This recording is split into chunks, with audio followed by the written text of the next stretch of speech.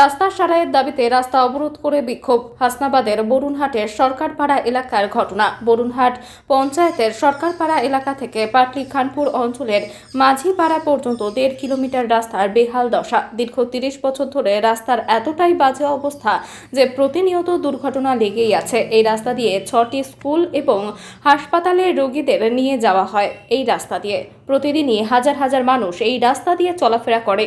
অনেক দিন ধরে রাস্তাটা এরকম অবস্থা আছে, আমাদের বাচ্চাদের স্কুলে যেতে অনেক সমস্যা হয়, আমার চুটে পড়েও যায়, হাতটা ভেঙেও যায়। এরা আমরা অনেক প্রধান মেম্বারদের অনেক কিছুই বলেছি, হবে হবে করে আমাদের এই অবধি থামিয়ে রেখেছে অতসী সরকার।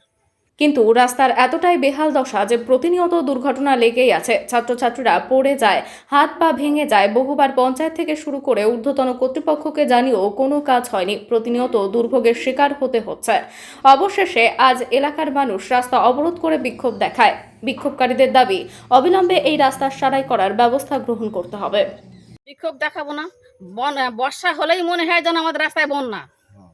তারপরে 6টা স্কুল, আমাদের বরুণহাট সরকারপাড়ার মধ্যে 6খানা স্কুল, বাচ্চা কাচ্চার বহু চলে, মোটর সাইকেল যায়, মানুষজন যায়। বৃষ্টি হলে কিন্তু রাস্তায় হাঁটু জল জমে, তাতে মানুষ কি করে চলবে? 40 বছরের মধ্যে এই রাস্তাটা কোনোদিন সমাধান হয়নি। হবে হবে হবে করে আমরা আশায় আছি, কিন্তু আশা তো কোনোদিন আমরা নিরাশা পেলাম না। কিন্তু এমনকি আমরা মরেই গেলে কিন্তু রাস্তা কি হবে না? হবে না। রাস্তাটা অনেক দিনের দিকে সমস্যা, আমাদের বহুত দিন, যারা বয়স্ক যারা তারাও জানে কতদিনের থেকে সমস্যা আছে রাস্তাটা। যাদের সমস্যার সমাধান হয় নাম দীপক সরকার।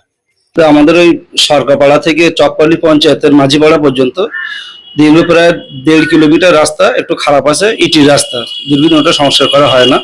তো আমরা এই ইটি রাস্তা সংস্কার করার জন্য আমরা বিএডিবি ফান্ডে আমরা স্কিমটা দিয়েছি এবং জেলা পরিষদ ফান্ডে স্কিমটাও দিয়েছি। 2 জায়গা থেকে আমরা স্কিমটা দিয়েছি, যেহেতু রাস্তাটা খারাপ। এবং আমরা আশা করছি 2 জায়গা থেকে আমরা বিশ্বাস বা ভরসা পেয়েছি যে পুজোর পরপরই এই জায়গার কাজগুলো হয়ে যাবে। আমি আবুল কালাম, প্রধান, বরুণহাট গ্রাম পঞ্চায়েত।